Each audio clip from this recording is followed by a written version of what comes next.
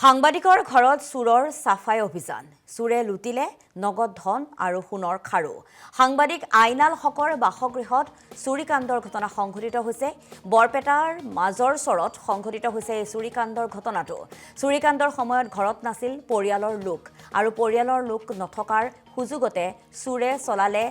সাফাই অভিযান ঘটনা সন্দৰ্ভত আৰক্ষীক খবৰ দিছে পৰিয়ালৰ লোকে আৰু দৃশ্যাংশ আমি দেখুৱাইছো এগৰাকী সাংবাদিকৰ বাসগৃহত চুৰে চলালে সাফাই অভিযান আৰু চুৰে লুটি লৈ গ'ল নগদ ধন সহ সোণৰ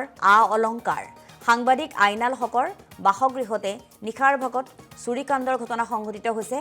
বৰপেটাৰ মাজৰ চৰতে সংঘটিত হৈছে এই চুৰিকাণ্ডৰ ঘটনাটো আৰু চুৰিকাণ্ডৰ সময়ত ঘৰত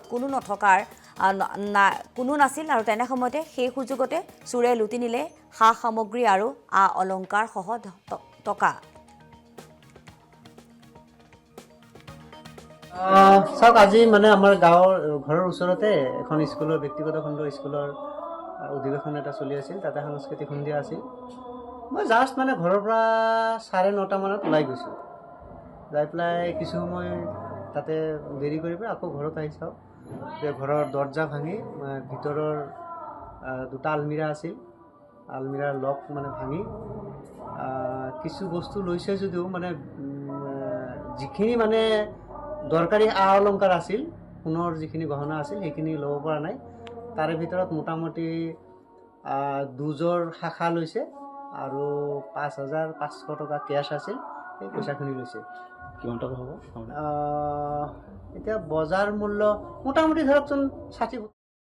সাংবাদিকৰ ঘৰত চুৰৰ সাফাই অভিযান চুৰে লুটিলে নগদ ধন আৰু সোণৰ খাৰু সাংবাদিক আইনাল হকৰ বাসগৃহত চুৰিকাণ্ডৰ ঘটনা সংঘটিত হৈছে বৰপেটাৰ মাজৰ চৰত সংঘটিত হৈছে এই চুৰিকাণ্ডৰ ঘটনাটো চুৰিকাণ্ডৰ সময়ত ঘৰত নাছিল পৰিয়ালৰ লোক আৰু পৰিয়ালৰ লোক নথকাৰ সুযোগতে চুৰে চলালে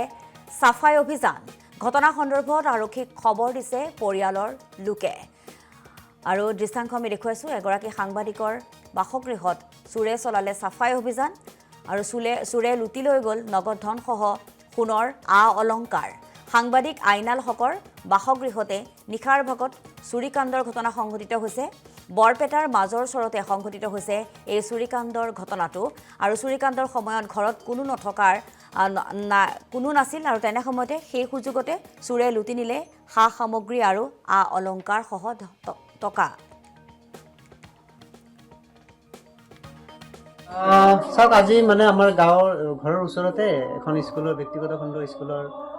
অধিৱেশন এটা চলি আছিল তাতে সাংস্কৃতিক সন্ধিয়া আছিল মই জাষ্ট মানে ঘৰৰ পৰা 9:30 মানত ওলাই গৈছোঁ যাই পেলাই কিছু সময় তাতে দেৰি কৰি পেলাই আকৌ ঘৰত আহি চাওঁ যে ঘৰৰ দৰ্জা ভাঙি ভিতৰৰ দুটা আলমিৰা আছিল আলমিৰাৰ লক মানে ভাঙি কিছু বস্তু লৈছে যদিও মানে যিখিনি মানে দৰকাৰী অলংকাৰ আছিল সোণৰ যিখিনি গহনা আছিল সেইখিনি ল'ব পৰা নাই তাৰে ভিতৰত মোটামুটি দুজোৰ শাখা লৈছে আৰু 5,500 টকা কেছ আছিল সেই পইচাখিনি লৈছে কিমান টকা হ'ব